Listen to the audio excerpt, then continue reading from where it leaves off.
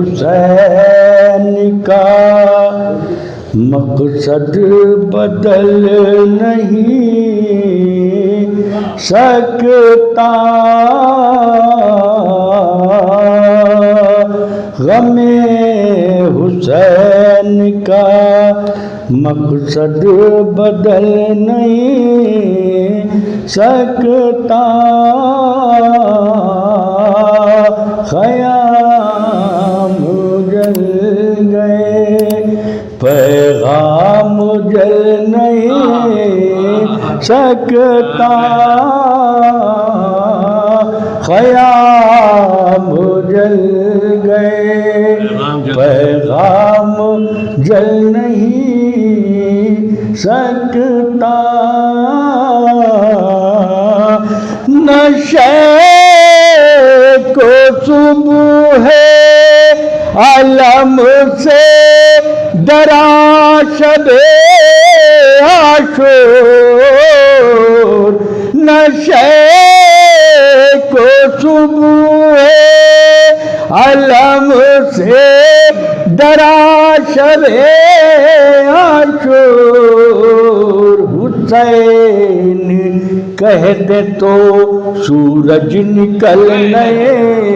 سکتا، حسین کہہ دے تو سورج نکل نہیں سکتا،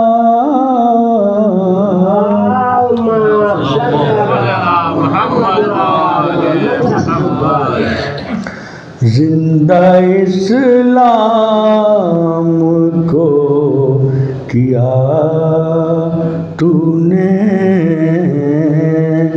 زندہ اسلام کو کیا تو نے، حق و باطل دکھا دیا تو نے، حق و باطل دکھا دیا تو نے، جی کے مرنا تو سب کو آتا ہے، جی کے مرنا تو سب کو آتا ہے، مر کے جینا سکھا دیا تو نے، مر کے جینا سکھا دیا تو نے، صلوات بھیجیں حضرت،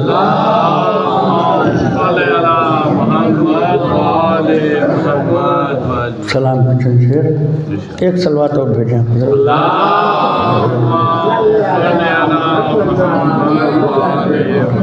حیدری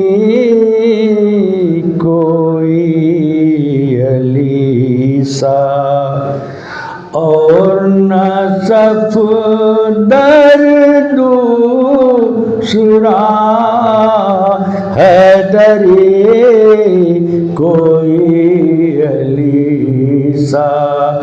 اور نہ صفدر دوسرا، کیا اٹھا سکتا تھا کوئی باب خیبر دوسرا، حیدری کوئی علی سا اور نہ صفدر دوسرا، کوئی بتلا دے مجھے دونوں جہاں میں جز علی، کوئی بتلا دے مجھے دونوں جہاں میں جز علی آج تک پیدا ہوا کعبے کے اندر دوسرا حیدری کوئی علی سا اور نہ سب در دوسرا خود نبی فرماتے تھے سب سے کہ میں ہوں شہر علم خود نبی فرماتے تھے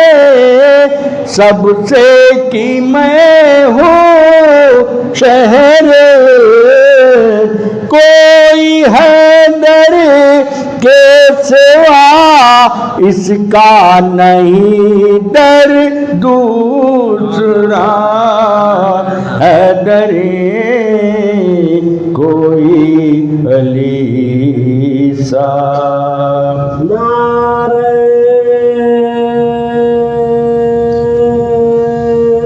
حیدری یا علی نعرہ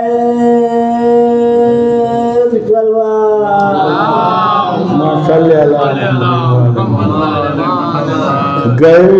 علی پیدا نہ ہوتے احمد مختار کو گر علی پیدا نہ ہوتے احمد مختار کو فاطمہ کے واسطے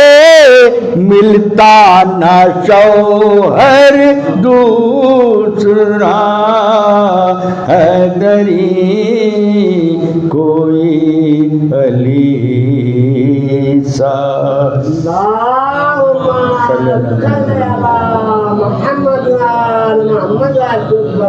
بھاگنا ہی بھاگنا سیکھا نہیں فن دوسرا بھاگنا ہی بھاگنا سیکھا نہیں فن دوسرا بھاگنے میں لے گیا پہلے سے نمبر دوسرا حیدری کوئی علی سا پاٹ کر میدان میں لاش پاٹ کر میدان میں لاش بولے بابے جبرائیل توڑتے ہم بھی جو ہوتا باب خیبر دوسرا ہے بنی کوئی علی سا شہ پہ صد کے ہوتے ہی بسمل گیا جنت کی راہ شہ پہ صد کے ہوتے ہی بسمل گئے جنت کی راہ خور بھی اپنے وقت کا نکلا سکندر دوسرا حیدری کوئی علی سا صلوات بھیجیں آپ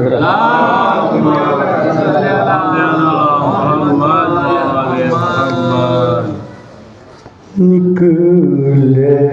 خیمے سے جو ہتھیار لگائے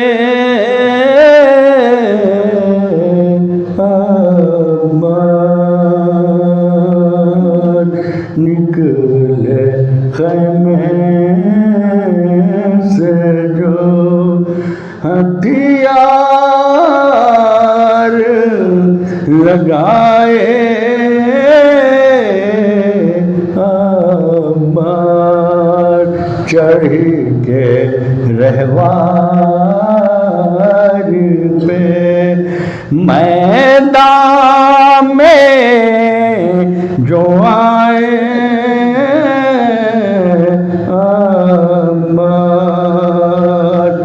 گل ہوا مشک بھی ہمراہ ہے لائے دیکھو ایک بوند بھی پانی کی نہ پائے دیکھو ایک بوند بھی پانی کی نہ پائے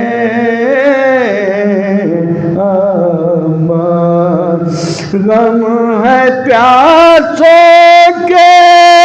سجے جنگ کے ہتھیار بھی ہیں لڑنے آئے ہیں مگر پانی کے طلبگار بھی ہیں نکلے خیمے سے جو فاتحہ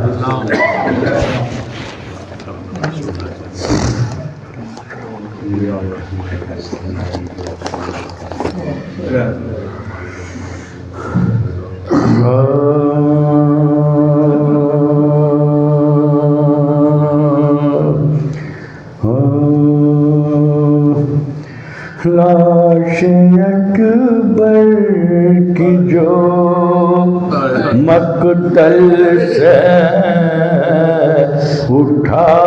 لائے حسین لاش اکبر کی جو مقتل سے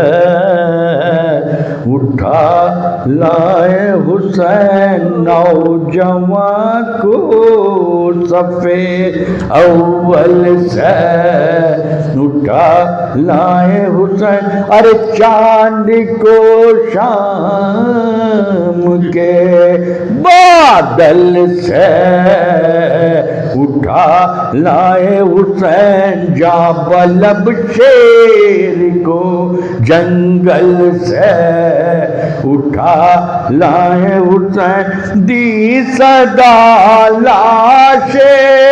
پسر آن کے لے جا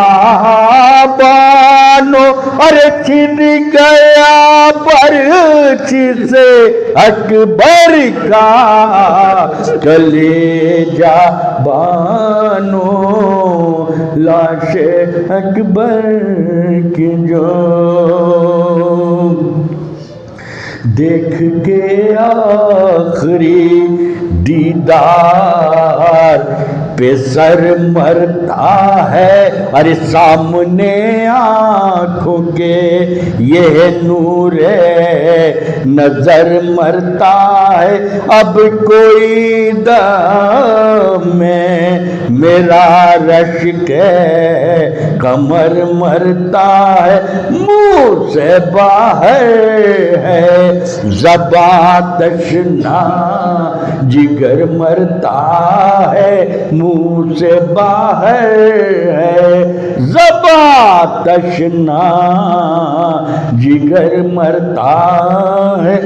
دم ہے سینے میں رکا زخم سے خون جاری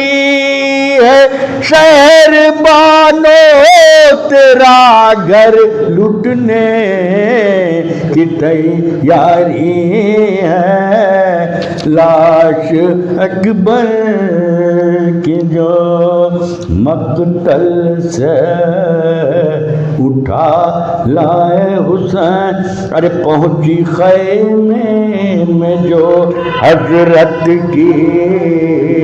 یہ پردرد صدا، مضطرب ہو گئے ناموس رسول دوسرا، ارے کہا چلا کے سکینہ نے کہ ہے بھیا، فضا دوڑی سوئے در پہ کہ سر پر سردہ پیٹتی زینب بے پردہ نکل آئی بار بانو گھبرا کے کھلے سر نکل آئی باہر، لاش اکبر کی جو شہ کے کاندھے پہ جو دیکھا علی اکبر کو نڈھال، ارے ہاتھ پھیلا کے یہ چلائے کہ ہے میرے لال، ارے کیا غضب ہو گیا اے بادشاہ نیک خسار، ارے راز آیا نا میرے بچے کو 18واں سال، ٹکڑے تیغوں سے بدن ہو گیا سارا ہے، کون تھا جس نے میرے شیر کو مارا ہے، لاش اکبر کی جو میں تو سمجھی تھی کہ یہ خیر سے پھر گھر آئے، ساتھ لے کر میرے فرزند کو سرور آئے، ارے یہ نہ معلوم تھا اس حال سے اکبر آئے، خون میں ڈوبے ہوئے ہم شکل پیمبر آئے، مجھ کو بیٹے نے یہ کیا شان دکھائی، لوگوں لٹ گئی بانوے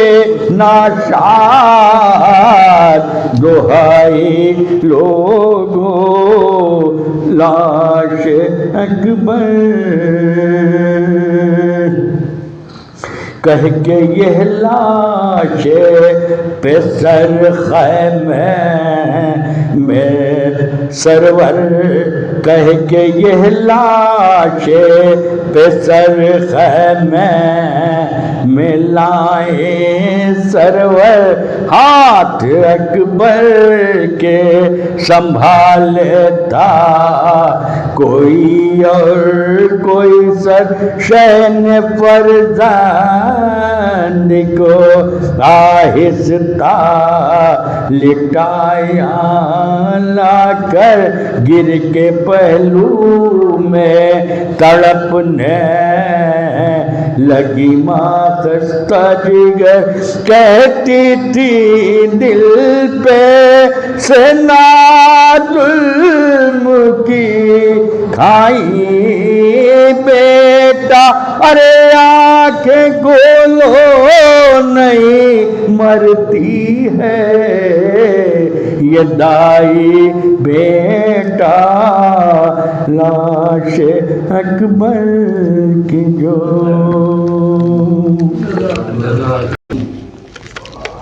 حسبنا اللہ ونعم الوکیل، نعم المولا ونعم النصیر،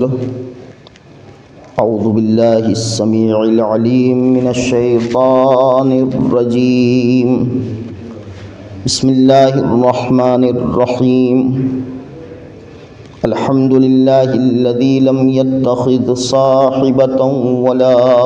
ولدا ولم يكن له ولي من الذل وكبره تكبيرا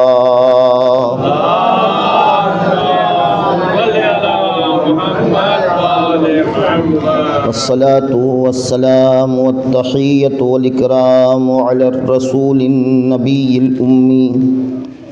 الذي أرسله بالحق بشيرا ونذيرا وداعيا إلى الله بإذنه وسراجا منيرا سيدنا ومولانا أبي القاسم محمد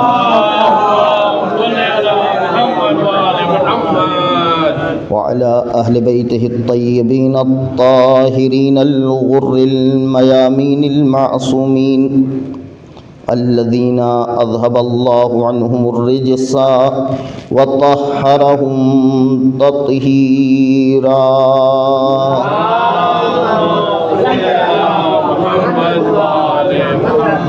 ولعنة الدائمة على أعدائهم أجمعين أما بعد فقد قال الله الحكيم في كتابه الكريم أعوذ بالله من الشيطان الرجيم ولله المثل الأعلى صلوات محمد وعلى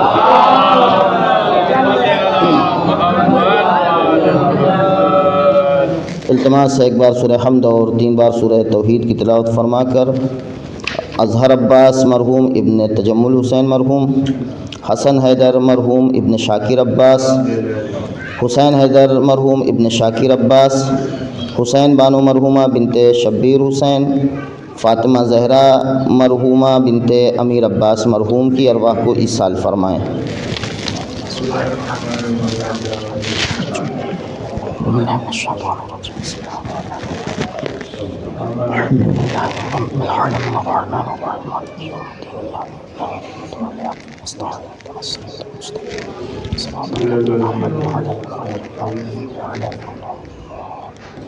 بسم الله الرحمن الرحيم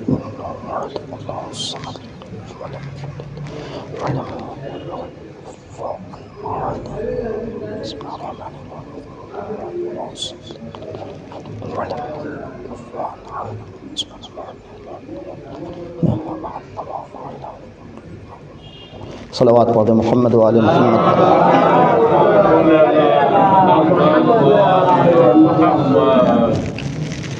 موضوع گفتگو ان مجالس میں مسلسل آپ کی خدمت میں جس موضوع کو پیش کیا جا رہا ہے وہ آسمانی خاندان ہے، اور جس کے سلسلے میں میں نے گزشتہ مجلس میں 2 روز قبل کی مجلس میں یہ بیان کیا کہ پروردگار عالم کی مخلوقات کا جو سلسلہ ہے، پروردگار کی تجلیات کا جو سلسلہ ہے، اس میں پہلی تجلی کا نام ہے روح، اور روحی کے ذریعے سے ہماری حقیقت تشکیل پاتی ہے، ورنہ ہمارا جسم یہ حقیقت نہیں رکھتا ہے۔ واقعیت اور حقیقت ہمارے روحی کی ہے۔ آج سورہ نحل کی آیت نمبر 60 کا ایک فقرہ آپ کی خدمت میں جو پیش کیا ہے، جس میں پروردگار عالم اعلان فرما رہا ہے وَلِلَّهِ الْمَثَلُ الْأَعْلَى، پروردگار کے پاس اس کے صفات اور کمالات کے عالی ترین مظہر پائے جاتے ہیں۔ یا خود زیارت جامع کبیرہ میں بھی اسی بات کو بیان کیا گیا ہے ائمہ کی بارگاہ میں کہ اے اہل بیت آپ ہی مثل اعلیٰ ہیں۔ اہل بیت علیہ السلام کو متعدد ابھی میں بعض روایات کی طرف اشارہ کروں گا کہ جن روایات میں اہل بیت علیہ السلام کو مثل اعلیٰ سے تعبیر کیا گیا ہے۔ پروردگار عالم کے صفات اور کمالات کا جو سب سے بالا ترین مظہر، عالی ترین تجلی، عالی ترین مثل، یہ اہل بیت علیہ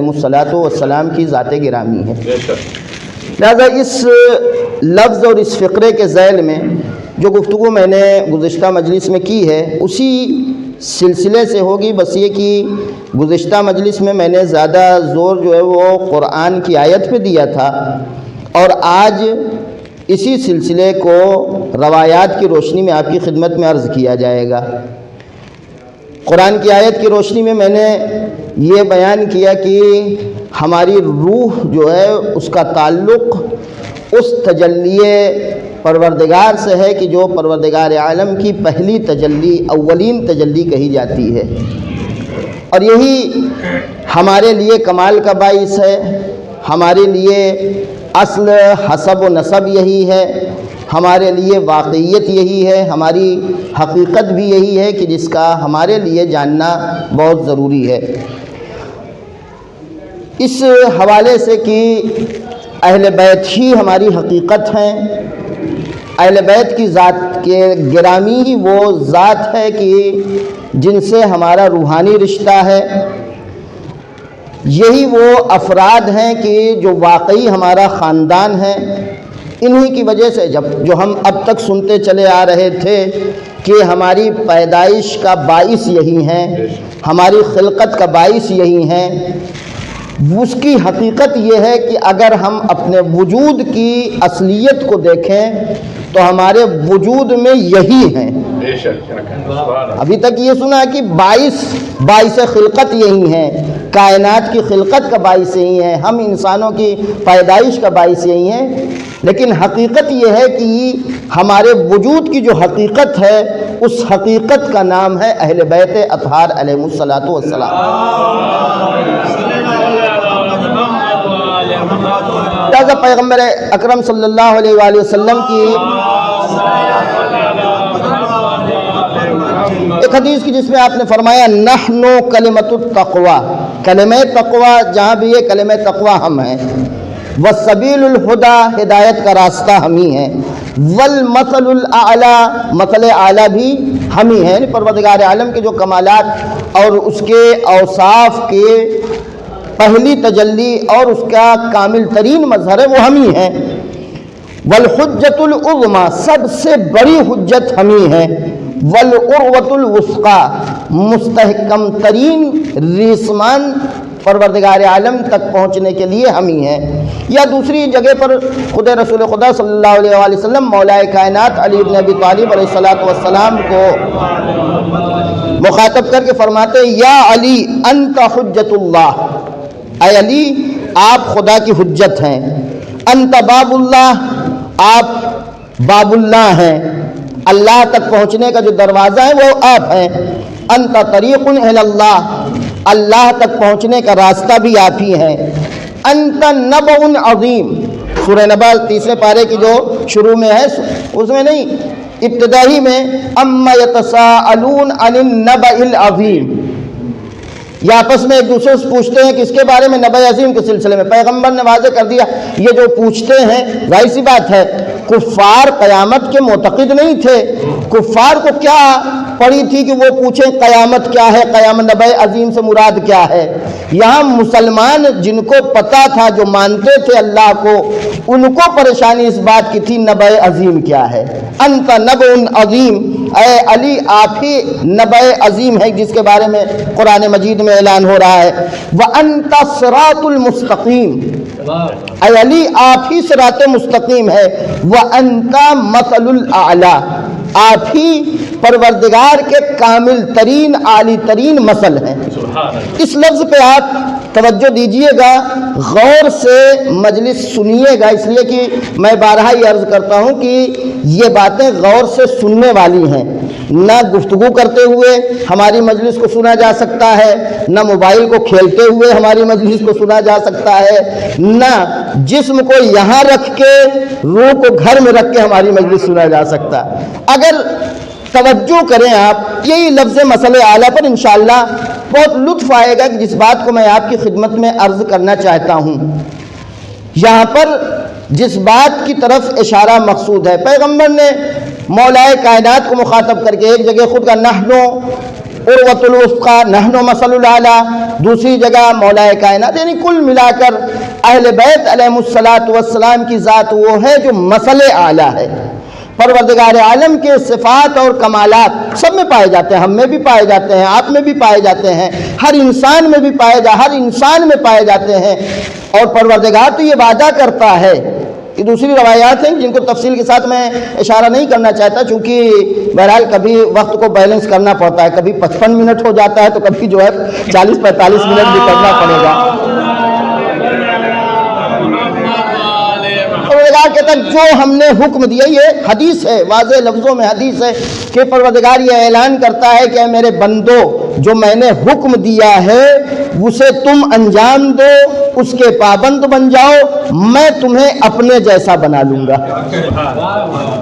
اپنے جیسے کی مثال میں نے جنت کی منزل میں دیا تھا، اپنے جیسا بنا لوں گا، یعنی اگر میں کہتا ہوں کن فیکون تو تم بھی اگر کہو گے کن تو فیکون. یہ پروردگار عالم ہمیں اور آپ کو جو دعوت دے رہا ہے کہ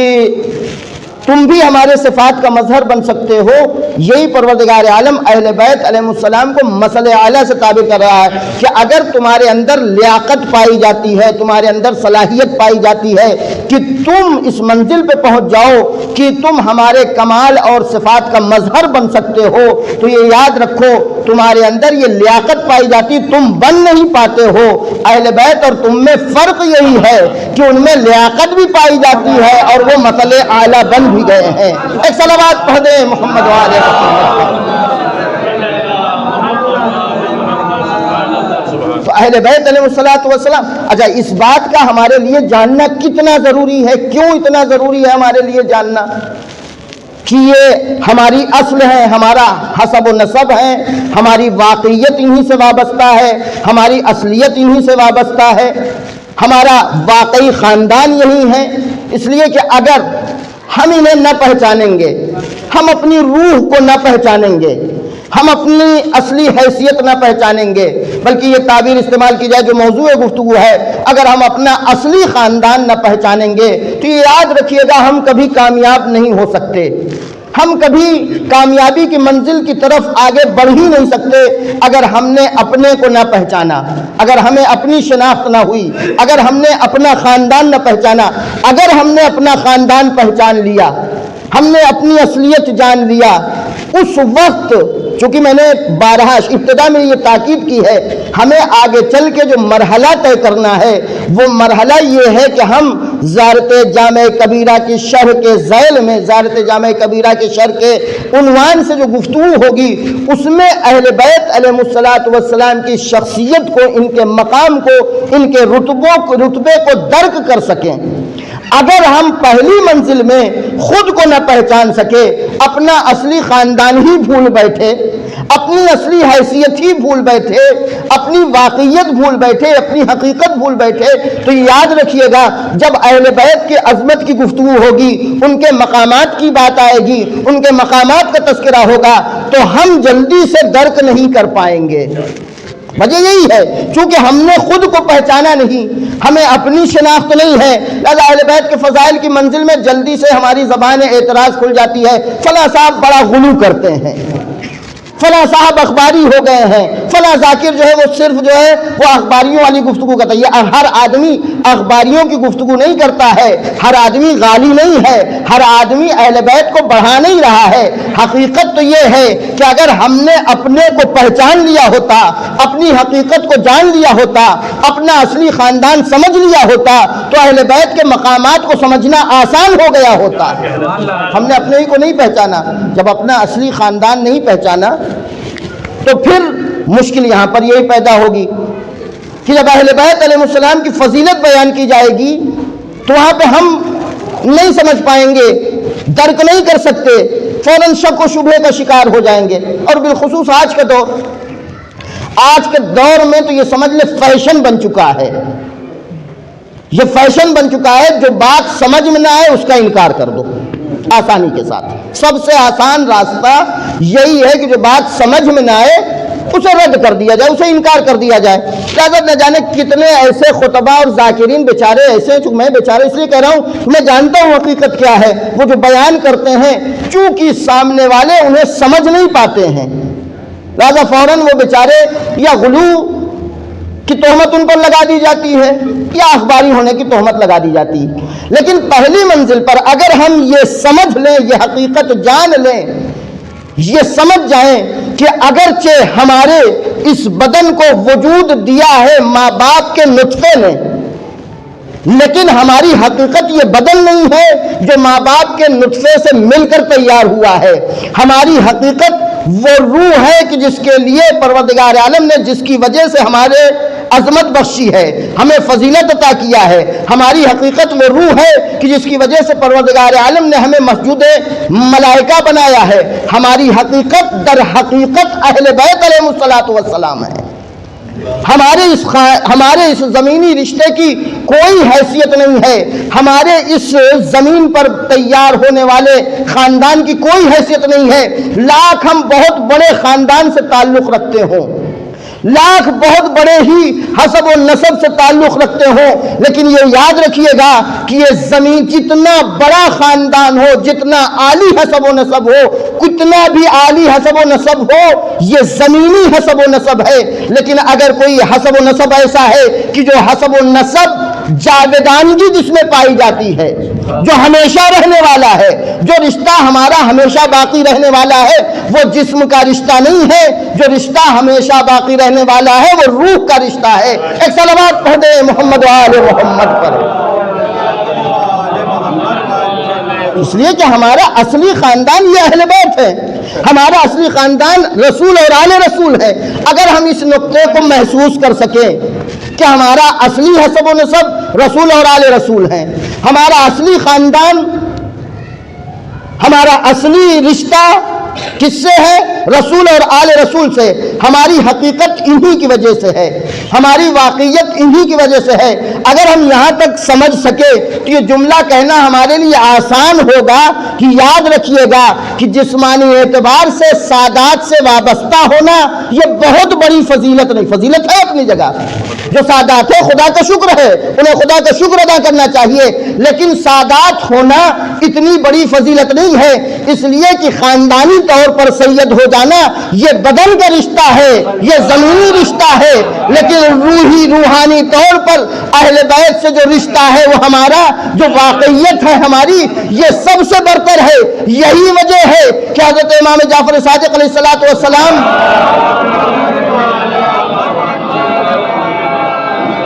فرماتے ہیں کہ میں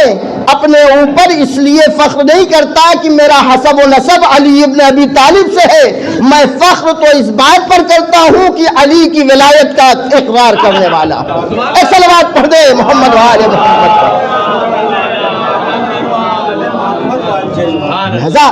ہر وہ انسان جو اہل بیت کا چاہنے والا ہے، ہر وہ انسان جو اہل بیت کا ماننے والا ہے، ہر وہ انسان جس کے دل میں اہل بیت کی الفت پائی جاتی ہے، یہ انسان وہ ہے کہ جس نے اپنے اس رشتے کو ایکٹیویٹ کر لیا ہے۔ یاد رکھیے گا ہر ایک کے بدن میں جو روح پائی جاتی ہے، ہر ایک کے جسم میں جو جان پائی جاتی ہے، ہر ایک کے روح جسم میں جو نفس پایا جاتا ہے، اس نفس کا واقعی رشتہ اہل بیت سے ہے۔ اب بس آگے بھی اس منزل کو میں طے کروں گا کہ کہیں پر یہ رشتہ لوگ ایکٹیویٹ کر لیتے ہیں، کہیں پر ایکٹیویٹ نہیں کرتے۔ جہاں یہ رشتہ ایکٹیویٹ ہو گیا، اب یہ سمجھ لیں کہ فضیلت ساری اس کے لیے ہے۔ یہ انسان جس نے اپنا واقعی رشتہ بچا لیا، جس نے اپنے واقعی حسب و نسب سے خود کو جوڑ لیا، یہ انسان یہ مثل اعلیٰ کا وہ مصداق بن جائے گا کہ جس کے لیے فرشتے اپنا سر جھکاتے ہیں، جس کے فرشتے خادم ہوتے ہیں۔ ایک روایت ہے، ایک صلوات پڑھ دے محمد و آل محمد پر۔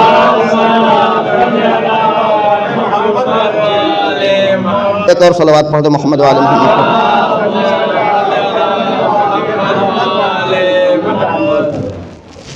یہ روایت تو حضرت امام باقر علیہ الصلوۃ والسلام سے ہے۔ پہلے چونکہ مجھے آگے چل کے زیارت جامع کبیرہ سے کام ہے، تو زیارت جامع کبیرہ میں بھی ایک مقام پر یہ اشارہ کیا گیا. میں نے جو بات کہی ہے شروع میں، یہ آپ ذہن میں رکھیے گا، یہ مستدل ہے روایات سے، آیات سے، ہر اعتبار سے میں اس بات کو ثابت کر سکتا ہوں کہ ہمارا خاندان رسول اور آل رسول ہیں. ہر چاہنے والا، ہر اہل بیت کے چاہنے والا، وہ الگ بات ہے کہ جس نے جتنا جس اعتبار سے اپنے رشتے کو ان کے ساتھ زندہ کیا ہے، اسی لحاظ سے اس کا رشتہ مضبوط ہوتا گیا ہے. ورنہ زیارت جامع کبیرہ میں یہ جملہ ارشاد ہو رہا ہے کہ ارواحکم فی الارواح وانفسکم فی النفوس. زیارت جامع کبیرہ کا یہ فقرہ ہے. ارواحکم فی الارواح، اے اہل بیت، روحوں میں، ارواح میں آپ کی ارواح ہے، نفوس میں آپ کے نفوس ہیں. یہ جتنی جانیں ہیں، جتنے انسان ہیں، ان سب کی روح میں آپ کی روح بسی ہوئی ہے، سب کی جانوں میں آپ کی جان بسی ہوئی ہے. اب جب واقعیت یہی ہے کہ ہماری اصلیت وہی ہے، ہماری حقیقت وہی ہے، ہمارا سچا خاندان وہی ہے، ہماری جان وہی ہے، تو اب اگر ہم یہاں پر بیٹھے بیٹھے یا صاحب الزمان کہہ رہے ہیں، یا حسین کہہ رہے ہیں، یا علی کہہ رہے ہیں، یا رسول اللہ کہہ رہے ہیں، یہ سارے الفاظ وہ ہیں کہ جب ہم کہتے ہیں تو پھر اب ہمیں شک نہیں ہوتا کہ پتہ نہیں ان لوگوں نے سنا کہ نہیں سنا. یا علی کہنے کے بعد کبھی کسی کو شک ہوتا ہے جو چاہنے والا ہے، یا رسول اللہ کہنے کے بعد، یا صاحب الزمان کہنے کے بعد کبھی کسی کو شک ہوتا ہے کہ نہیں معلوم ان لوگوں نے سنا کہ نہیں سنا. نہیں عزیزو، اگر واقعی انسان خود کو پہچانتا ہے، ان سے اپنے رشتے کو پہچانتا ہے، یہ جانتا ہے وَأَرْوَاحُكُمْ فِي الْأَرْوَاحِ وَأَنفُسُكُمْ فِي النُّفُوسِ، اگر اس بات کا یقین رکھتا ہے تو جیسے ہی کہہ رہا ہے یا رسول اللہ، یا علی، یا صاحب الزمان، یا ابا صالح المہدی، اسے اسی لمحے یہ یقین ہے کہ ادھر ہم نے کہا انہوں نے سن لیا ہے. اس لیے کہ ارواحکم فی الارواح وہ ہم سے جدا نہیں ہے. جسم تو ہمارا مادی ہے، لیکن ہمارے اس جسم میں جو جان بسی ہوئی ہے وہ ان کی جان بسی ہوئی ہے. ایک صلوات پڑھ دے محمد آل محمد پر. اب اسی ثبوت کے لیے کہ ہمارا رشتہ، ہمارا خاندان، ہمارا واقعی تعلق ان اہل بیت سے ہے، رسول اور آل رسول ہی ہمارا اصلی خاندان ہے. اور یہ یقین جانیے، جو انسان یہ احساس کر لے کہ یہی ہمارا خاندان ہے، وہ انسان کبھی دنیا میں گم ہو ہی نہیں سکتا. جو انسان یہ جان جائے کہ یہی ہمارا اصلی خاندان ہے، جسے یہ پتا ہوتا ہے، جسے یہ یقین ہوتا ہے، جس کو یہ باور ہوتا ہے کہ یہ ہمارا خاندان، مثلا فلاں صاحب ان کے خاندان کے ہم ہیں، فلاں خاندان وہ ہے کہ جس سے ہمارا تعلق ہے، یہ انسان کہیں نہ کہیں مایوسی کا شکار ہوتا ہے، کہیں نہ کہیں شکست کا شکار ہوتا ہے. خاندان والے تھوڑا سا اینٹھ جائیں، یہ انسان پریشان ہو جائے گا. کیوں؟ اس لیے کہ اس نے سوچا تھا کہ واقعی خاندان ہمارا وہی ہے، اصلی خاندان، ہماری عزت اسی سے ہے، ہماری آبرو اسی سے ہے، ہماری حقیقت اسی سے ہے. نہیں عزیزو، وہ انسان جو جانتا ہے کہ ہمارا اصلی خاندان کون ہے، ہمارا واقعی رشتہ کیا ہے، ہمارا واقعی خاندان کیا ہے، یہ انسان اپنے جسم کو 50-60 کلو کے وزن میں نہیں تولتا ہے. یہ انسان جب اپنے کو دیکھتا ہے، اپنے رشتے کو محسوس کرتا ہے، تو یہ یقین کر لیتا ہے کہ واقعی میں ہمارے ہی لیے زمین بھی بنائی گئی ہے، ہمارے لیے ہی آسمان بنایا گیا ہے. ایک صلوات پڑھیں محمد آل محمد. لہٰذا یہ دوسری روایت جو حضرت امام باقر علیہ الصلوۃ والسلام سے ہے، توجہ کیجئے گا کہ یہ جو ہم جس رشتے کی بات کریں، جس خاندان کی بات کریں، اور جس خاندان سے اپنے کو اور آپ کو جوڑنا چاہ رہے ہیں کہ جڑے ہوئے ہیں، بس ہم غافل ہیں تھوڑا سا ہماری اس فکر پر، ہماری اس عقیدے پر گرد پڑی ہوئی ہے. یہ گرد صاف ہو جائے، سارا مسئلہ کلیئر ہو جائے گا. پانچویں امام کی روایت ہے کہ ایک صلوات پڑھ دے محمد و آل محمد پر. ان اللہ خلقنا من اعلی علیین. اعلی علیین سنا ہوگا آپ نے، لفظ بار بار ہم اور آپ سنتے رہتے ہیں، پروردگار ہم کو اعلی علیین میں شمار فرما. اب اعلی علیین کون ہے؟ یہ تفسیر میں جب جائیں گے تو اہل بیت کیا ہے؟ اعلی علیین ہے. لہذا پروردگار کہ امام فرماتے ہیں کہ ان اللہ خلقنا من اعلی علین، اللہ نے ہمیں اعلی علین سے پیدا کیا. وخلق قلوب شیعتنا مما خلقنا، پروردگار عالم نے ہمارے شیعوں کے دلوں کو اسی چیز سے پیدا کیا ہے جس سے ہم پیدا کیے گئے. یاد رکھیے گا، خلقنا من اعلی علین، اہل بیت اعلی علین سے پیدا کیے گئے. اہل بیت کے دلوں کو، یعنی ان کی جان کو، ان کے نفس کو، ان کی روح کو کہاں سے پیدا کیا گیا؟ مما خلقنا، جس سے ہم کو پیدا کیا تھا، جس چیز سے، اسی سے انہیں بھی پیدا کیا. وخلق ابدانہم من دون ذالک، ہاں ان کا بدن جو ہے وہ نیچے، اس سے نیچے کی شے سے خلق کیا گیا ہے. ان کے دلوں کو اسی شے سے پیدا کیا گیا، اسی چیز سے خلق کیا گیا جس سے ہم پیدا کیے گئے. ان کا جسم اس چیز سے پیدا نہیں کیا گیا، اس سے نچلی سطح کی چیز سے پیدا کیا گیا. اب راز کیا ہے کہ اہل بیت کا چاہنے والا کبھی اہل بیت سے دور رہ ہی نہیں پاتا. یہ کبھی ہم اور آپ محرم کے دنوں میں مجالس عزا جب اقامہ ہو رہی ہے، مجالس عزا برپا ہو رہی ہے، ہم کبھی اس بات پر غور کریں کہ ہم ان مجلسوں سے دور کیوں نہیں ہو پاتے؟ ہم عزاداری سے کیوں دور نہیں ہو پاتے؟ ہم اہل بیت سے کیوں دور نہیں ہو پاتے؟ اس کا راز کیا ہے؟ راز پانچویں امام بتا رہے ہیں، فرماتے ہیں چونکہ جس چیز سے ہم پیدا کیے گئے ہیں اسی چیز سے یہ پیدا کیے گئے. فَقُلُوبُهُمْ تَهْوِي إِلَيْنَا، ان کے دل ہماری طرف مائل ہوتے ہیں، ان کے دل ہماری طرف راغب ہوتے ہیں. کیوں؟ لِأَنَّهَا خُلِقَتْ مِمَّا خُلِقْنَا، جس لیے کہ جس چیز سے ہم پیدا کیے گئے اسی چیز سے ان کو پیدا کیا گیا. اب آپ سمجھے،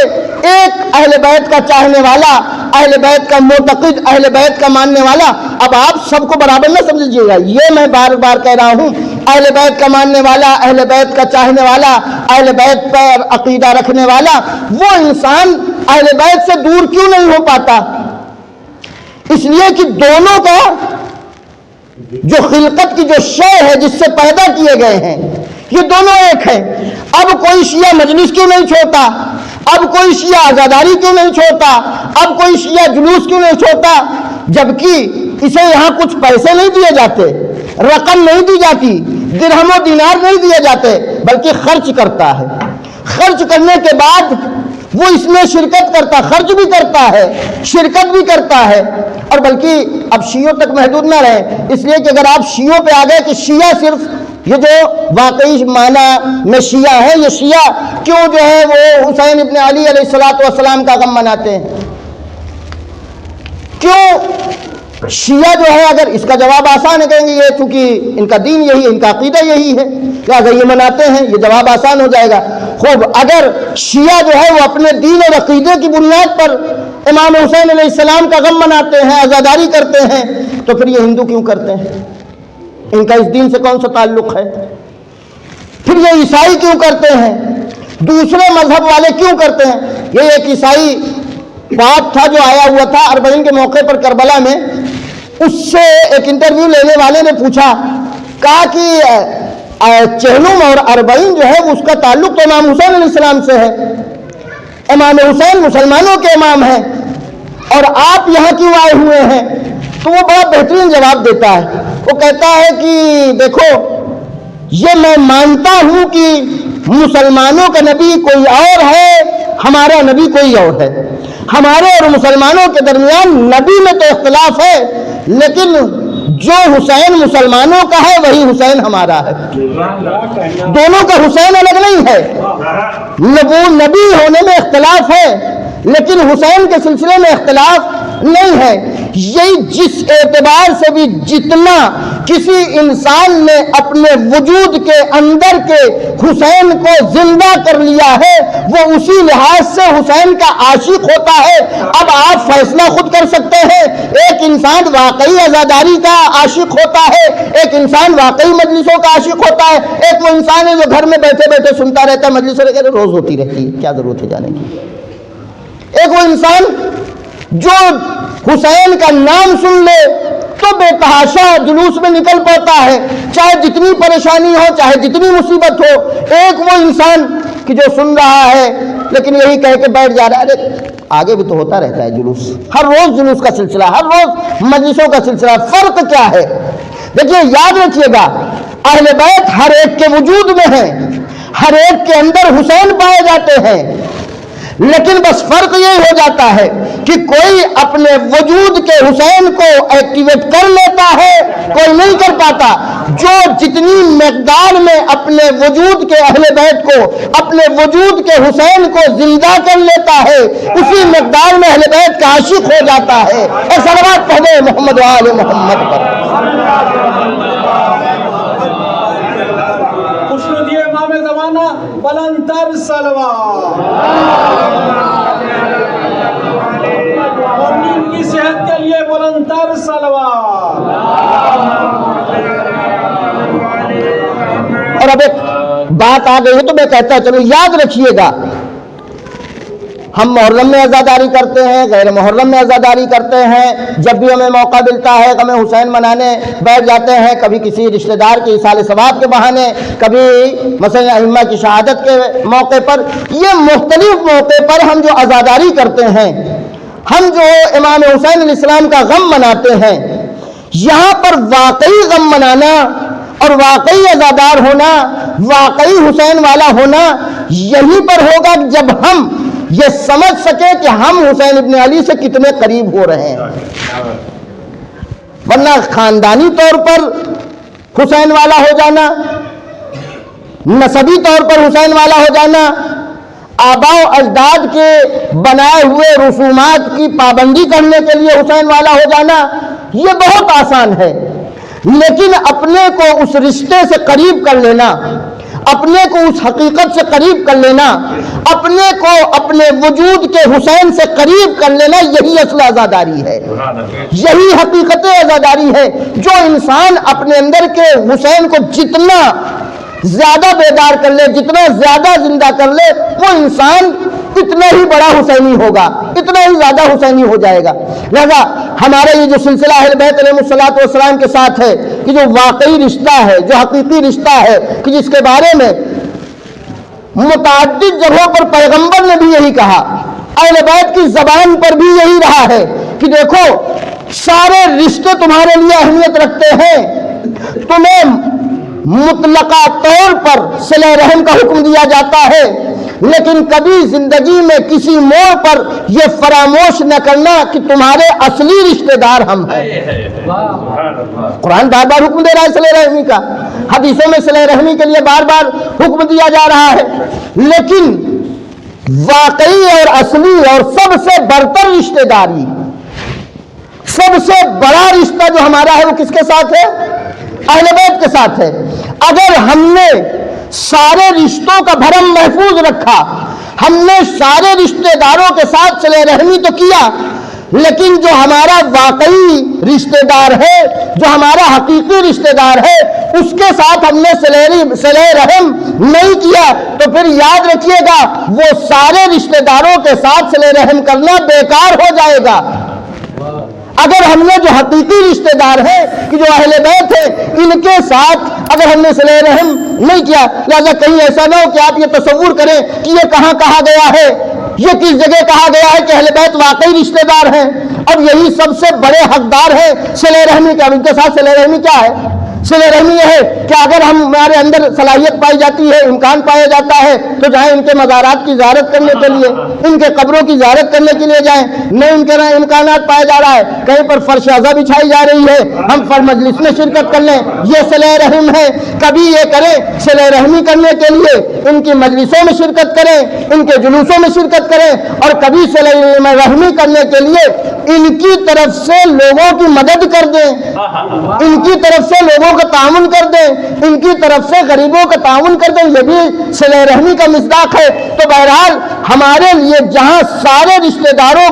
کے ساتھ صلہ رحم کا حکم دیا جا رہا ہے، وہیں پر اصلی رشتہ داروں کے ساتھ صلہ رحمی کا حکم دیا جا رہا ہے۔ اور قرآن میں کھلے لفظوں میں سورہ رات کی 25ویں آیت ہے، اس آیہ کریمہ میں کھلے لفظوں میں کہا جا رہا ہے وَيَقْطَعُونَ مَا أَمَرَ اللَّهُ بِهِ أَن يُوصَلَ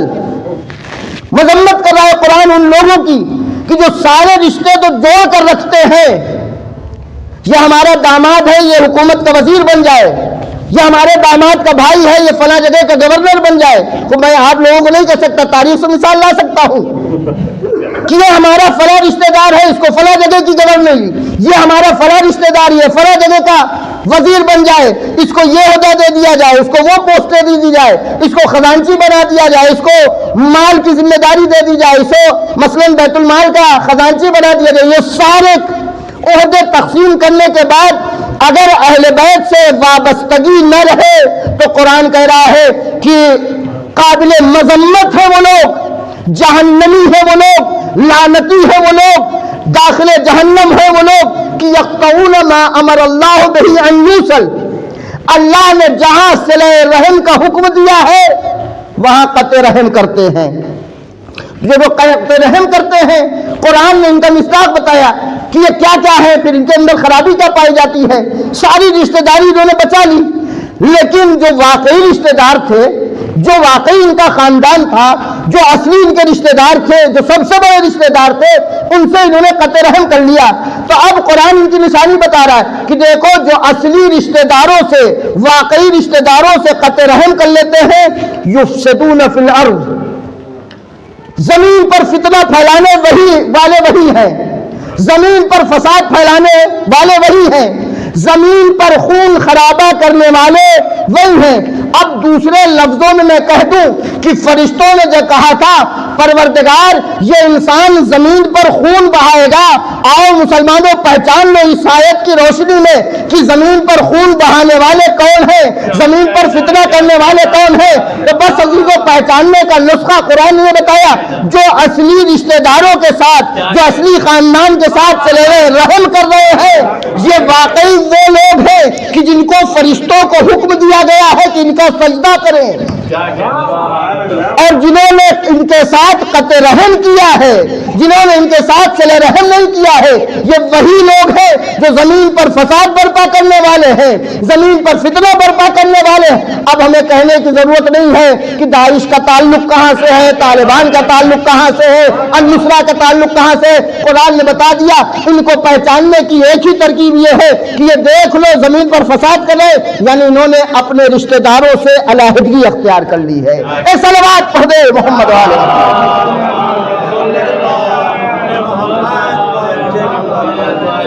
ایک اور صلوات پڑھ دے محمد والے۔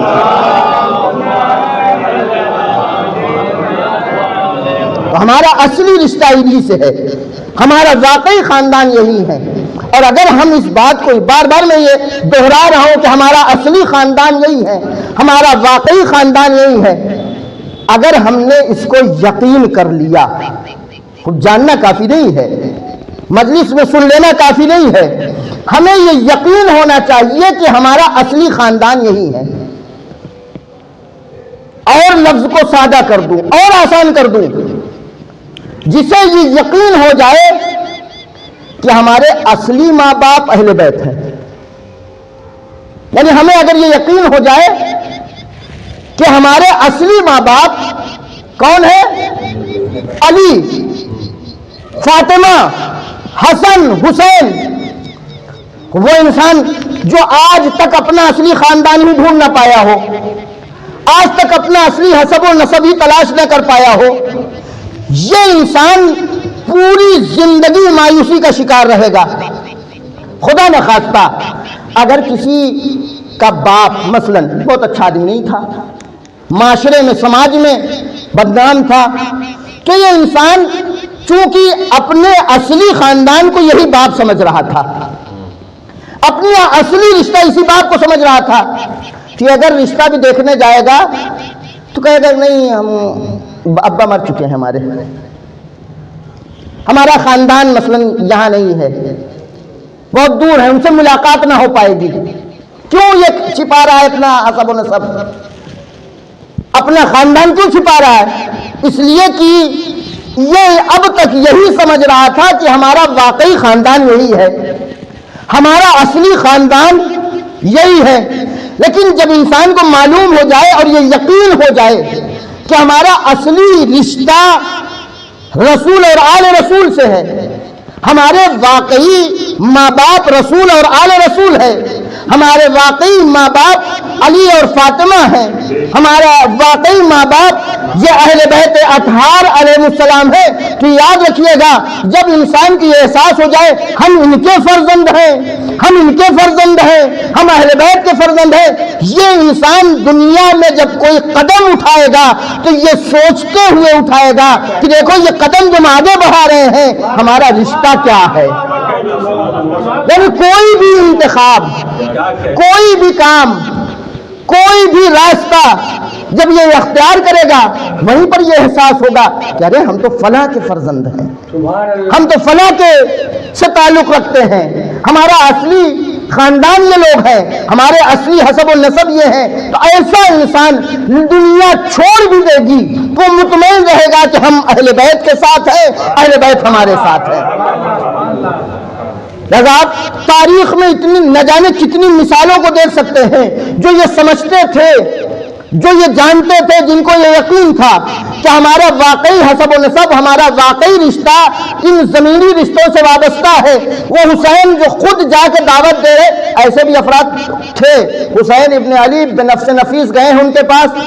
انہوں نے جواب کیا دیا، مولا ہم نے اپنے لیے بہت بہترین گھر بنا رکھا ہے، ہماری فیملی ہے، ہم کو ابھی اپنی فیملی کے ساتھ رہنا ہے، ابھی ہم کو اپنے گھر والوں کے ساتھ رہنا ہے، ابھی ہمیں زندہ رہنا ہے۔ کیوں اس نے جواب دیا؟ اس لیے کہ سمجھتا تھا کہ ہمارا سارا رشتہ یہی زمینی ہے، سارا رشتہ یہی زمینی ہے، ہمارے ماں باپ بھی زمینی ہے، ہمارا مکان بھی زمینی ہے۔ لیکن جس انسان کو یہ یقین تھا کہ ہمارا اصلی رشتہ وہ نہیں ہے، ہمارا اصلی رشتہ تو انہی سے ہے، لہذا جب وہ میدان جنگ میں بھی جاتا ہے تو یہ نہیں کہتا ہمارے باپ فلاں تھے، ہماری ماں فلاں تھی، ہمارا خاندان یہ تھا، وہ میدان جنگ میں بھی جا کے کہتا ہے امیری حسین و نعم الامیر، میرا امیر میرا سردار حسین ہے اور اس سے بہتر کوئی سردار ہو ہی نہیں سکتا۔ صلوات پڑھ دیں محمد آل محمد پر۔ ہم اور آپ اگر یہ یقین ہو جائے، یہ احساس ہو جائے ہمیں، اس بات کو ہم دل سے قبول کر لیں کہ ہمارے اصلی ماں باپ یہی ہیں، تو ان اصلی ماں باپ کے ساتھ کوئی نالائقی کرے گا؟ یہ ہماری نالائقی اس بات کی دلیل ہے کہ جانتے تو ہم ہیں کہ ہمارا اصلی خاندان یہی ہے، لیکن آج تک یقین نہیں کر پائے۔ اور آپ کے یقین میں اضافہ کرنے کے لیے ایک اور روایت، صلوات پڑھ دیں محمد والے محمد پر۔ بس یہ آخری روایت ہے اور پھر مصائب کی طرف میں آ جاؤں گا۔ امام صادق علیہ السلام فرماتے ہیں وَإِنَّا عِنْدَنَا سِرًّا مِّن سِرِّ اللَّهِ، اللہ کے اسرار میں سے ہمارے پاس اسرار پائے جاتے ہیں۔ اللہ کے پاس جو اسرار ہیں وَعِلْمًا مِّنْ عِلْمِ اللَّهِ، وہ ایمان کی ظرافت دیکھیں، علماً من علم اللہ، یہ نہیں کہا ہے کہ جو کچھ وہ جانتا ہے سب ہم جانتے ہیں، علماً من علم اللہ، جتنا اس نے دیا ہے اس میں سے جو راز اس نے ہمیں آگاہ کیے ہیں ان کو ہمارے پاس ہے۔ امرنا اللہ بتبلیغ ہی، اللہ نے ان علوم اور ان اسرار کو پہنچانے کا حکم دیا ہے، لیکن ہم نے یہ کام کیا بھی، ہم نے پہنچایا لوگوں تک، لیکن مشکل یہ ہوئی کہ فلم نجد لہو موضعا ولا اہلا ولا حمالتا، نہ ہمیں اس کا کوئی اہل ملا، نہ کوئی ایسی جگہ ملی جہاں ہم یہ بات پہنچا سکتے، نہ کوئی ایسا صاحب صلاحیت انسان ملا کہ جس تک ہم پہنچا سکتے۔ خوب اللہ نے ہمیں عطا کیا تھا، پہنچانے کا حکم دیا تھا، لیکن کوئی تھا ہی نہیں کہ جس تک ہم یہ علم پہنچا سکتے، یہ راز پہنچا سکتے۔ تو اللہ نے یہ کام کیا کہ حتی خلق اللہ لذالک اقواما، اپنا رشتہ پہچانیے، اپنی حیثیت جانیے، لہذا اللہ نے خلق کیا اس کام کے لیے، یعنی اسرار الہی کو دریافت کرنے کے لیے، علم الہی کو دریافت کرنے کے لیے اللہ نے ایک قوم پیدا کیا، خلقوا من طینۃ خلق محمد و آلہ، جس قوم کو اس اسرار کے لیے، جس قوم کو علم کے لیے پیدا کیا، اس قوم کو جس چیز سے پیدا کیا وہ وہی چیز ہے، وہی طینت ہے جو محمد اور آل محمد کی طینت ہے۔ توجہ کیجئے گا، اگر انسان کہیں پر اہل بیت کی بات نہ سمجھ رہا ہو، قرآن کی بات نہ سمجھ رہا ہو، تو اسے اہل بیت کے کلام میں، ذاکر کے بیان میں شک نہیں کرنا چاہیے۔ توجہ کیجئے گا، دیکھیں یہ یاد رکھیے گا، ایک سیدھی سی بات ہے، یہ آپ بھی جانتے ہیں۔ اگر اب آج کل پنکھے کے بھی ریموٹ کنٹرول آ گئے ہیں، ٹی وی کا بھی ریموٹ کنٹرول ہے، اے سی کا بھی ریموٹ کنٹرول ہے، آپ اے سی والے ریموٹ کنٹرول کو ٹی وی کو دکھائیں، کرے گا کوئی ربط ہے؟ کیوں وہ کام نہیں کر رہا ہے وہاں پہ؟ یا ٹی وی والے ریموٹ کنٹرول سے آپ اے سی چلانا چاہیں، پنکھے کا ریموٹ کنٹرول ہے، آپ اس سے مثلاً اے سی آن کرنا چاہ رہے ہیں، کرے گا کہیں؟ کیوں نہیں کرے گا؟ سسٹم الگ ہے، یعنی کوئی جوڑ نہیں پایا جا رہا ہے دونوں میں۔ تو اس کا مطلب یہ ہے کہ اگر ہم ادھر کا میسج نہیں سمجھ پا رہے ہیں، اگر ہم ادھر سے پیغام نہیں لے پا رہے ہیں، اگر ادھر سے ہم کیچ نہیں کر پا رہے ہیں، تو اس کا مطلب یہ ہے کہ ادھر سے جو پیغام جہاں سے آ رہا ہے اس میں اور ہم میں کوئی جوڑ نہیں پایا جاتا، کوئی ربط نہیں پایا جاتا۔ اگر جوڑ پایا جائے تو پھر ہم ادھر کا پیغام سمجھ بھی لیں گے، اس پیغام پر عمل بھی کریں گے۔ بس عزیزوں، پروردگار عالم نے ہمارے اندر ہر ایک انسان میں حسین قرار دیا، ہر ایک انسان میں رسول قرار دیا، ہر ایک انسان میں اہل بیت کو قرار دیا، ہر ایک کے وجود میں اہل بیت پائے جاتے ہیں، ہر ایک کے وجود میں حسین پائے جاتے ہیں، لیکن فرق یہی ہو جاتا ہے کوئی اتنا گرا لیتا ہے اپنے کو کہ اس کے اندر کا حسین زندہ ہی نہیں ہو پاتا، اور جب کوئی اپنے کے اندر کے حسین کو زندہ کر لیتا ہے تو پھر وہ حسین سے الگ نہیں رہ سکتا۔ اب راز آپ سمجھے، مختلف وجوہات بتائی جاتی ہے کہ حسین ابن علی نے کیوں ایک رات کی مہلت لی تھی، مختلف اسباب بتائے جاتے ہیں کہ کیوں حسین ابن علی نے ایک رات کی مہلت لی تھی۔ اس لیے کہ حسین خوب جانتے تھے، حسین اچھی طرح جانتے تھے کہ اس فوج یزید میں کھڑے بہت سے ایسے لوگ ہیں کہ جن کے اندر کے حسین کو ایکٹیویٹ ہونا ہے، ابھی ان کے اندر کا حسین کیونکہ زندہ نہیں ہوا ہے،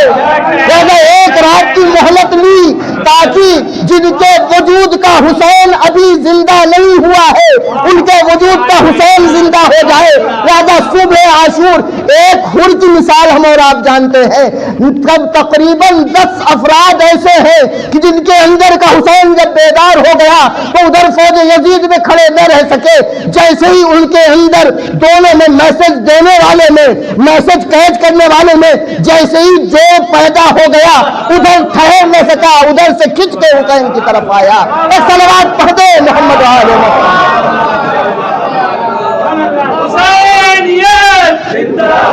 حسینیت یزیدیت نعرہ سلوات۔ اے پروردگار عالم نے اسرار کو اور علم الہی کو دینے کے لیے ایک قوم پیدا کیا جس کو اسی چیز سے پیدا کیا، اسی طینت سے پیدا کیا جس سے ہمیں پیدا کیا تھا۔ لہذا جب ہمیں ان تک اسرار الہی پہنچانے کا حکم ہوا، ہم نے ان تک اسرار پہنچایا تو انہوں نے قبول بھی کیا۔ اب سمجھے، اہل بیت کے معرف نہ سمجھنے والے یہ اہل بیت کے کلام میں تردید نہ کرے، اپنے وجود کے اہل بیت میں تردید کرے کہ ہم نے اپنے وجود کے اہل بیت کو کتنا بیدار کیا ہے۔ اگر ہم نے اپنے وجود کے اہل بیت کو بیدار کر لیا تو اہل بیت کی روایات بھی ہماری سمجھ میں آئیں گی، اہل بیت کے معارف بھی ہماری سمجھ میں آئیں گے۔ اے صلوات پڑھ دیں محمد وآل محمد۔ بس یہ مجلسیں، یہ جلوس، یہ تذکرے، یہ ذکر، یہ سب وہ ہیں کہ جو ہمارے اندر کے حسین کو بیدار کرنے کے لیے، ہمارے اندر کے امام وقت کو بیدار کرنے کے لیے، ہمارے اندر کے، ہمارے وجود کے امام مہدی کو بیدار کرنے کے لیے ہیں۔ ہماری ذمہ داری ہے کہ ان مجلسوں میں جو یہ معارف بیان کیے جائیں، ان کو اگر سمجھنا چاہتے ہیں تو اپنے اندر کے حسین، اپنے اندر کے اہل بیت کو بیدار کریں۔ یہ معارف بہت آسانی سے، اور پھر ہم ان کا رتبہ بھی سمجھ جائیں گے، ان کے مقامات کو بھی درک کر سکتے ہیں۔ بس عزیزو، میں نے گفتگو کو یہیں پر ختم کیا، انشاءاللہ کل بھی ایک مجلس ہے اور اسی سلسلے سے گفتگو ہوگی۔ ہمارا اصلی اور واقعی خاندان یہی اہل بیت اطہار علیہ السلام ہے۔ انہی سے ہمیں وابستہ رہنا چاہیے، انہی سے ہمیں جوڑے رہنا چاہیے، اور اپنے اس رشتے کو مضبوط کرنے کے لیے ہر لمحہ کوشش کرنا چاہیے۔ اور اس کے لیے ایک راستہ جو اہل بیت اطہار علیہ السلام نے ہمارے سامنے رکھا ہے وہ یہی آنسو ہیں۔ ہمارے آنکھوں سے جو آنسو نکلتے ہیں یہ ہمیں اہل بیت سے قریب کرتے ہیں، بلکہ یہ کہا جائے کہ ہمارے وجود کے اہل بیت کو ہمارے اندر یہ زندہ کرتے ہیں ہمارے آنسو۔ اور یہ آنسو جب بھی کوئی تذکرہ ہو، جب بھی کوئی ذکر ہو اہل بیت کے مصائب کا، تو یہ ہمارے آنسو جو ہیں وہ آنکھوں پہ بالکل تیار ہو جاتے ہیں کہ اہل بیت کا نام آیا ہے، اہل بیت کی مصیبتیں ہیں، اور واقعی ہمارے اندر کا جو یہ احساس فوراً بیدار ہو جاتا ہے اہل بیت کی مظلومیت سن کے۔ وجہ یہی ہے کہ ہمارے دل ان کی طینت سے پیدا ہوئے ہیں، ہماری روح ان کی روح سے ہے، لہذا کوئی جدائی نہیں ہے، ہمارا یہ رشتہ ہے کہ جو ہمیں ہمارے احساس کو بیدار کرتا ہے۔ اور آج جو دن گزرا ہے، میں نے جب بھی دعائے سماعت ہوئی ہے اس میں اس بات کا تذکرہ کیا کہ جمعے کے روز جن لوگوں کو جمعے کے روز غروب کے وقت یہ دل میں ایک غم طاری ہو جائے، انسان کے وجود پر روز جمعہ غروب کے وقت اگر کوئی غم طاری ہو جائے، انسان کے اندر ایک بے چینی اور الجھن پیدا ہو جائے، تو یہ خود اس بات کی دلیل ہوتی ہے کہ اس کے اندر کا امام مہدی بیدار ہو رہا ہے۔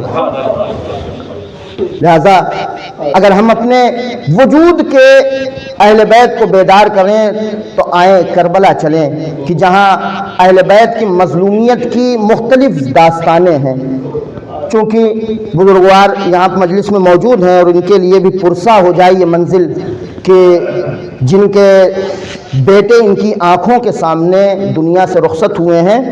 یہ مصیبت ہر ایک کے لیے دردناک ہوتی ہے۔ دشمن کو بھی، یہ امیر انیس کا شعر ہے، دشمن کو بھی خدا نہ دکھائے پسر کا داغ، بہت سخت ہے یہ داغ، لیکن یہ داغ حسین کے لیے اور سخت ہوگا۔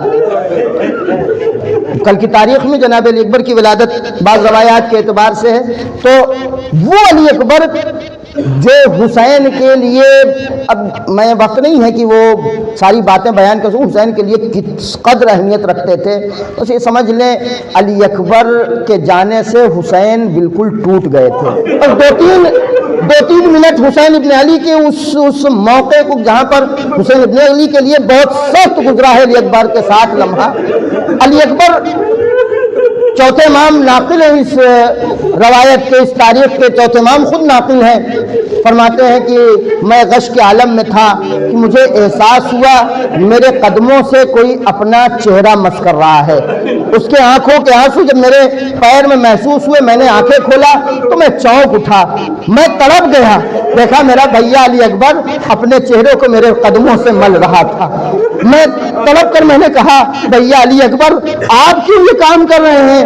اور جنگی لباس میں علی اکبر امام سجاد کے پاس پہنچے، بھیا علی اکبر کیا ماجرا ہے، آپ کیوں جنگی لباس پہن چکے ہیں؟ علی اکبر کہتے ہیں سید سجاد آقا بس یہ سمجھ لیجئے کہ اصحاب سب مار ڈالے گئے، سب قتل کر دیے گئے، جب تک حبیب زندہ تھے، جب تک زہیر زندہ تھے، جب تک سعید زندہ تھے، کوئی ہم کو آگے جانے نہیں دے رہا تھا، اب کوئی نہیں رہ گیا ہے، مجھے مقتل جانا ہے، مجھے میدان میں جانا ہے۔ علی اکبر رخصت ہوئے ہیں خیمے سے، پوری رخصتی اور پوری تفصیل نہیں پڑھنا ہے، علی اکبر کی یہ رخصتی سید سجاد سے، اس کے بعد پھر علی اکبر مقتل میں جاتے ہیں، کس طرح حسین ابن علی سے رخصت ہوئے یہ میں بیان نہیں کرتا۔ اب سید سجادی یہ بات کو آگے نقل کرتے ہیں، لیکن دو موقع پر خیام حسینی سے تمام بچے، عورتیں، بوڑھے سب کے سب جو بھی خیمہ حسینی میں تھے سب کے سب دو موقع پر باہر نکل آئے۔ یہ غم جب شدید ہو، جب شدید ہو تو نعوذ برداشت نہیں ہوتا ہے۔ یہ دو موقع ایسے ہیں کہ جہاں پر سب کے سب خیمے سے باہر نکل آئے تھے۔ پہلا موقع سید سجاد بیان کرتے ہیں کہ جب میں نے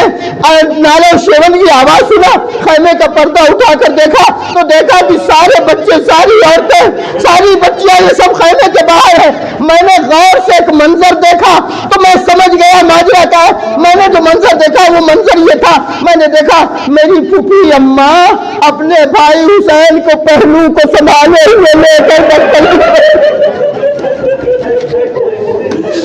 حسین کو سہارا دے کر پھوپھی کو لاتے ہوئے میں سمجھ گیا کہ ماجرا کیا ہے۔ ابھی تو اب حسین کا یہ دکھ پہچانو کہ جہاں پر حسین کو زینب سنبھالتے ہوئے لا رہی ہے، یعنی حسین کے قدموں میں طاقت نہیں رہ گئی تھی، حسین کے پیروں میں توان نہیں رہ گیا تھا۔ جیسے ہی حسین نے سنا علی اکبر میدان میں گھوڑے سے گرے ہیں، حسین کی توان ختم ہو گئی۔ حسین کے لیے ارباب مقاتل نے یہ لفظ نہیں لکھا کہ علی اکبر کے قریب پہنچے تو نزل من الفرس، یہ لفظ نہیں آیا کہ نزل من الفرس۔ اگر یہ آیا ہوتا تو میں اطمینان ہو جاتا کہ حسین گھوڑے سے خود سے اترے۔ مقاتل نہیں لکھا، سقط من الفرس، حسین گھوڑے سے زمین پر آ گئے۔ بھائی جوان لال کا معاملہ ہے، شبیہ علی اکبر کا معاملہ۔ حسین کی سنتے ہی جسم کی طاقت ختم ہو گئی۔ حسین گھٹنوں کے بل چلتے ہوئے علی اکبر کے قریب پہنچے۔ اب حسین کی ایک حسرت ہے جی، تو حسین جس بھی شہید کے سرانے پہنچے ہیں، شہید سے دو چار لفظیں گفتگو کی ہے، کچھ باتیں ہوئی ہیں، حسین نے مکالمہ کیا ہے، لیکن حسین جب علی اکبر کے سرانے پہنچے ہیں، اب حسین کی تمنا ایک ہی ہے، میرا لال مجھے بابا کہتے ہیں، میرا لال مجھے بابا کہتے۔ اب بار بار حسین تمنا کرتے ہو، خواہش کرتے میرے لال کچھ تو بولو، میرے لال کچھ تو زبان کھولو، لیکن حسین متوجہ ہوئے علی اکبر بول نہیں ہے، علی اکبر ہچکیاں لے رہے ہیں۔ ادھر علی اکبر کے منہ میں جب حسین نے غور کیا، علی اکبر کے منہ میں خون جم چکا تھا، حسین نے انگلی ڈالا، منہ سے خون نکالا، ادھر خون جیسے ہی منہ سے نکلا تھا کہ علی اکبر کی ہچکیاں آئی، اور ہچکیاں آتے ہی ادھر علی اکبر کیا گزرے، حسین کے جسم کی جان نکل گئی۔ تاریخ نے 3 مرحلے لکھے ہیں۔ حسین نے سب سے پہلے اپنے چہرے کو، اپنے سر کو علی اکبر کے سینے پر رکھا، سکون نہیں ملا۔ جب سکون نہیں ملا، علی اکبر کو اٹھایا، علی اکبر کے سینے کو اپنے سینے سے ملایا، پھر بھی سکون نہ ملا۔ تو ایک بار حسین نے اپنا چہرہ علی اکبر کے چہرے پر رکھتے ہوئے یہ مرثیہ پڑھا، لقد اشترعت من ہم الدنیا وغمها، اے میرے لال علی اکبر، تم تو دنیا کے غموں سے نجات پا گئے۔ وبقي ابوك وحيدا فريدا، تمہارا باپ تنہا رہ گیا۔ حسین میں اتنی توانائی تھی کہ حسین اپنے پیروں سے چل کے خیمے تک جاتے، زینب سہارا دینے کے لیے حاضر ہوئی۔ وسيعلم الذين ظلموا أي منقلب ينقلبون، إنا لله وإنا إليه راجعون۔